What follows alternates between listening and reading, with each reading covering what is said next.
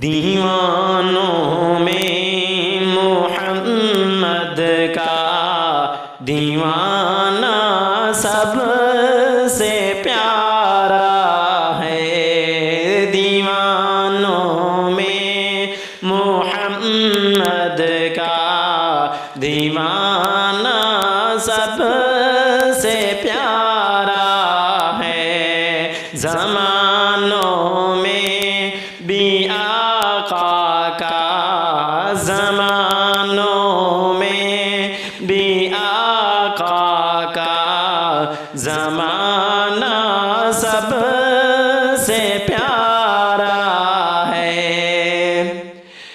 کبھی وہ غار میں ٹھہرے، کبھی وہ مسجد نبوی جو عائشہ کا ہے گھر ٹھہرا، جو عائشہ کا ہے گھر ٹھہرا، ٹھکانہ سب سے پیارا ہے۔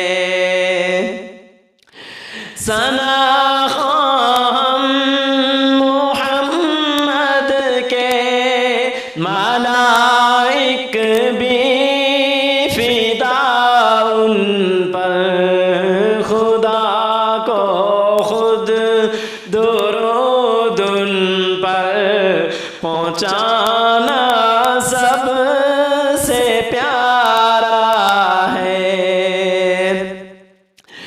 صحابہ سب فدا ان پر ہے، راضی خود خدا ان پر، مگر صدیق سے ان کا یارانہ سب سے پیارا ہے۔